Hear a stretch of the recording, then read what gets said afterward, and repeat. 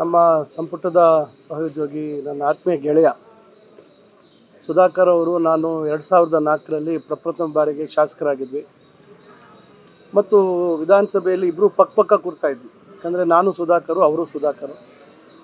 ಭಾಳ ಒಂದು ಲವಲವಿಕೆಯಿಂದ ಇರ್ತಕ್ಕಂಥ ವ್ಯಕ್ತಿ. ಸದಾ ಏನಾದರೂ ಒಂದು ಕೀಟ್ಲೆ ಮಾಡುವಂಥದ್ದು, ತಮಾಷೆ ಮಾಡುವಂಥದ್ದು, ಸದಾ ನಗ್ತಾ ಇರ್ತಕ್ಕಂಥದ್ದು, ಸುತ್ತಲೂ ಇರೋರನ್ನ ನಗಿಸುವಂಥದ್ದು, ಸದಾ ಆ ರೀತಿ ಸ್ವಭಾವ ಇದ್ದಂಥವರು ಮತ್ತು ಹೋರಾಟದ ಮನಸ್ಥಿತಿ ಇರ್ತಕ್ಕಂಥ ವ್ಯಕ್ತಿ. ನಿರಂತರವಾಗಿ ರಾಜಕಾರಣದಲ್ಲಿ ಹೋರಾಟ ಮಾಡಿಕೊಂಡು ಇವತ್ತು ತನ್ನ ಕ್ಷೇತ್ರ ಚಳ್ಳಕೆರೆ ಕ್ಷೇತ್ರದ ಬಗ್ಗೆ ಭಾಳಷ್ಟು ಅಭಿಮಾನ ಹೊಂದಿತ್ತಂಥವರು. ಅದೇ 2008ರಲ್ಲಿ ಅಲ್ಲಿ ಏನೋ ವಿಕೇಂದ್ರೀಕರಣ ನಮ್ಮ ಡಿಲಿಮಿಟೇಷನ್ ಏನಾಯಿತು, ಡಿಲಿಮಿಟೇಷನ್ ಆದಂಥ ಸಂದರ್ಭದಲ್ಲಿ ಅವರು ಕ್ಷೇತ್ರ ಕಳ್ಕೊಂಡ್ರು. ಆದರೆ ಪಕ್ಕದ ಕ್ಷೇತ್ರದಲ್ಲಿ ಹಿರಿಯೂರಲ್ಲಿ ನಾನು ನಿಂತು ಗೆಲ್ತೀನಿ ಅಂತಕ್ಕಂಥ ಒಂದು ಮಾತನ್ನು ಅವರು 2008ರಲ್ಲೇ ವ್ಯಕ್ತಪಡಿಸಿದ್ರು. ಆದರೆ ಅವತ್ತು ಕಾಂಗ್ರೆಸ್ನಲ್ಲಿ ಅವರಿಗೆ ಟಿಕೆಟ್ ಸಿಗಲಿಲ್ಲ.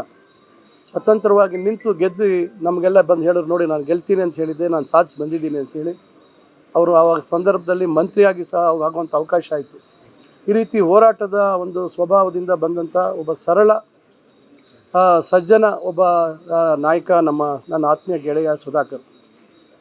ಅವರ ಮಗನ ಮದುವೆ ನಡೆದಂಥ ಸಂದರ್ಭದಲ್ಲಿ ನಾನು ಭಾಳ ಹೊತ್ತು ಸಮಯ ಅವರ ಜೊತೆಯಲ್ಲಿ ಕಳೆದೆ. ನಾನು ಅವತ್ತು ಭಾಳ ನೋವಿನಲ್ಲಿದ್ದರು. ಏನು ಕಾಲು ನಿಲ್ಲಕ್ಕಾಗ್ತಾಯಿಲ್ಲ ಅಂಥೇಳಿ ಯಾರಾದರೂ ಬಂದರೂ ಕೂಡ ಕೆಳಗಿಂದನೇ ನೀವೇ ಮಾತಾಡಿಸಿ ಹೋಗಿ ಅಂತಕ್ಕಂಥ ಪರಿಸ್ಥಿತಿ ಇತ್ತು.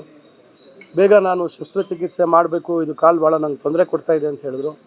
ಆದರೆ ವಿಧಿ ಈ ರೀತಿಯಾಗಿ ಶಸ್ತ್ರಚಿಕಿತ್ಸೆ ಯಶಸ್ವಿಯಾಗಿ ಆದ ನಂತರ ಈ ರೀತಿ ಆಗತ್ತೆ ಅಂತಕ್ಕಂಥದ್ದು ನಾವು ಯಾರೂ ಊಹಿಸಿರಲಿಲ್ಲ.